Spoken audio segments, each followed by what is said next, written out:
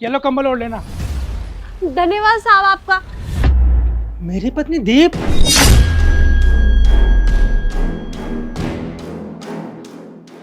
ये यहाँ इस हालत में क्या कर रही है? कुछ तो गड़बड़ है, मुझे पता लगाना पड़ेगा। सुनो, आपका घर बार नहीं है क्या जो आप ऐसे रोड पे बैठे हुए हैं?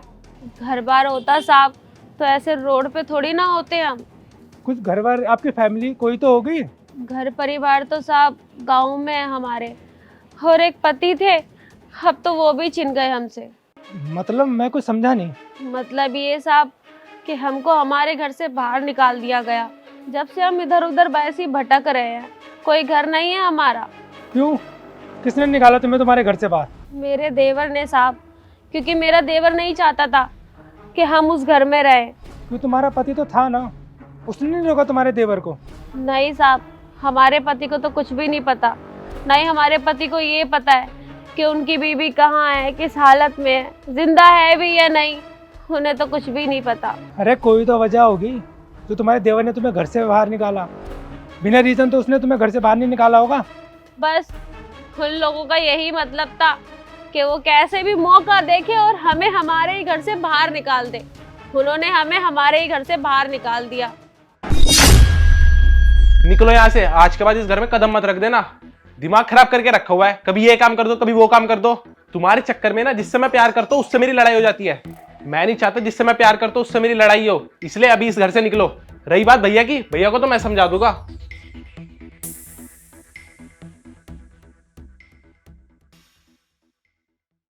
तो तुम अपने पति को सब कुछ सच क्यों नहीं बता देते? उनको सब कुछ बता दो। अरे नहीं नहीं साहब, हम अपने पति को कुछ नहीं बता सकते, और नहीं हम चाहते हैं कि हमारा परिवार टूटे हमारे कारण से और उसके पीछे हमारा नाम आ जाए।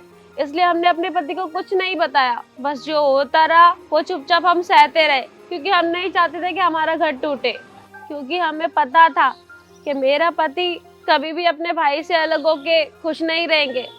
अच्छा मुझे एक बात बताओ, आप ऐसे अकेले ऐसे सुनसान रोड पे बैठे हुए हो, तुम्हारे साथ कुछ ऊंच नीच हो जाए, तुम्हारे साथ कुछ गलत हो जाए, अरे इतने बुरे बुरे लोग यहाँ पर घूमते हैं, वो तुम्हारे पीछे पड़ जाए, तो तुमने सोचा है कि तुम्हारे साथ क्या हो सकता है? साहब डर तो हर एक औरत को लगता ही है, अगर वो किसी सुनसान जगह पे अकेली हो, और हमारे पास तो रहने के लिए घर नहीं है, छत नहीं है, हम कहाँ जाए। हमारी तो मजबूरी है यहाँ पे रहना, क्योंकि हम यहाँ के अलावा कहीं और जा भी तो नहीं सकते। क्या ही कर सकते हैं, बस रह रहे हैं जब तक है यहाँ जिंदा। देखिए मेरी बात मानिए, और आपको ना अपने पति को सब कुछ सच सच बता देना चाहिए। और आपकी अभी ज़िंदगी है ही क्या, अभी तो पूरी ज़िंदगी बची है। अगर अभी आप ऐसे करोगे तो आपके साथ तो बहुत ज़्यादा गलत हो जाएगा। नहीं साहब, मैं चाहकर भी अपने पति को कुछ नहीं बता सकती, और वो मेरी बात मानेंगे तो क्यों ही मानेंगे। उनका भाई तो उनका खुद का खून है, वो तो उसी की बात मानेंगे ना। उन्हें तो ये लगेगा कि उनकी बीवी उनके भाई से उन्हें अलग करना चाहती है, इसलिए झूठ बोल रही है। वो मेरी बात पे कभी यकीन भी नहीं करेंगे, इसलिए हमें नहीं बताना। अगर मेरा भाई गलत है तो उसको मैं सज़ा ज़रूर दूंगा। अरे आप, हमने तो आपको पहचाना भी नहीं।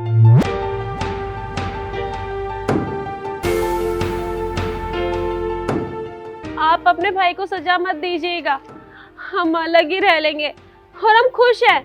आप अपने भाई के साथ खुश रहिए, उसे कुछ मत कहिएगा। नहीं, तुम गलत बोल रहे हो। जो उसने गलत किया है ना, उसकी उसको सजा मिल के रहेगी। और उसकी हिम्मत कैसे हुई मेरी बीवी को घर से बाहर निकालने की? वो होता कौन है? मेरा घर, मैंने उसको रखा हुआ है, मैं पालता हूँ उसको। लेकिन उसने सारी की सारी हदें पार कर दी। उसने ये भी नहीं सोचा कि अगर उसने तुम्हें घर से बाहर निकाल दिया तो तुम कैसे दर दर की ठोकरें खाओगी।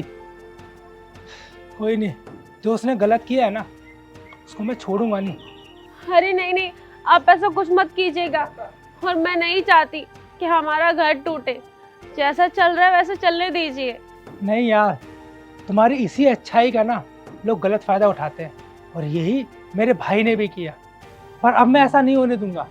उसने गलत किया है, उसको उसकी सज़ा मिल के रहेगी। चलो तुम मेरे साथ।